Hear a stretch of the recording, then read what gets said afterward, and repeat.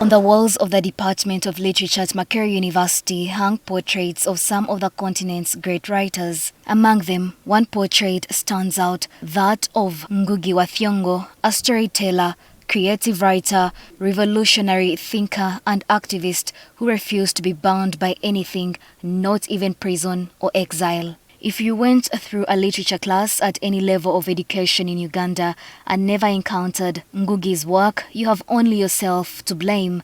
His novels and plays are not only for their artistic merit, but for their political stance and cultural resonance. Just outside the College of Humanities and Social Sciences at Makerere University stands a muvule tree planted in 2022 by the Department of Literature in honor of Ngugi wa Thiong'o. The choice of a muvule tree was symbolic, sturdy, resilient and deeply rooted, much like Ngugi himself, in the world of literature. 1959 to 1964, he was a student here.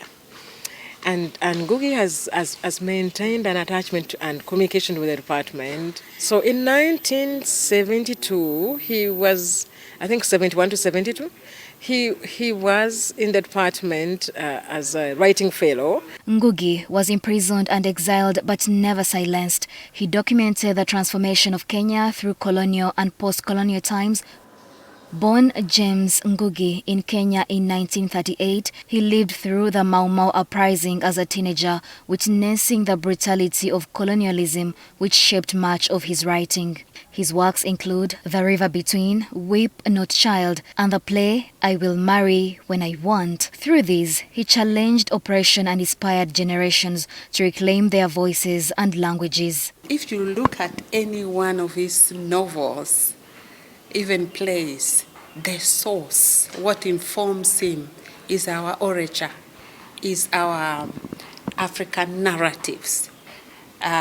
Regardless of whether he wrote his initial text in English language or not, you could feel the African in whatever he writes. At Makerere University, where Ngugi once studied, when the Department of Literature was still called the Department of English, his presence is still felt. He returned to the institution several times and during one visit, insisted on seeing the very classroom where he once studied.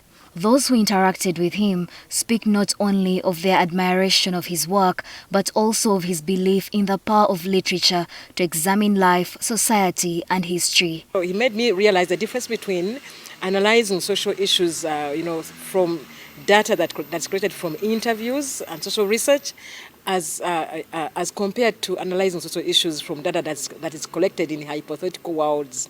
Art transforms society. What the artist writes or produces is supposed to lead to some kind of change in the way people saw things, and it's transformative. So those are things that we here in Makerere and in the Department of Literature are trying to do. Professor Dominica Dipio, a lecturer at Makerere, admired Ngugi wa Thiong'o's call for writing in African languages. He once said, "If you know all the languages of the world but do not know your mother tongue, that is a mental enslavement. But if you know your mother tongue and add all the other languages, that is empowerment." Emphasizing that we cannot afford to write in the English language and therefore develop the English language at the expense of our African languages. He has made that clarion call way back when he started writing. So for us, we look up to him as a visionary in that sense. Professor Dipio says there is need to invest in native languages as they connect people and break boundaries. And somehow up to now, we are still struggling with getting ourselves as a continent together to write in languages that develop our culture, because you cannot separate language from culture. Many scholars describe him as a man who lived what he wrote. In 1977, he renounced his name James and abandoned English as the language of his work, choosing instead to write in his mother tongue, Kikuyu. Most of the great literatures of the world have also arrived to us through translation. If you read Russian literature, for example, which has been part of what we have had in this department, They were first written in Russian before, So it insists, why can't we develop our languages and then also get these things down to translation? Nobert Atukunda, NTV News.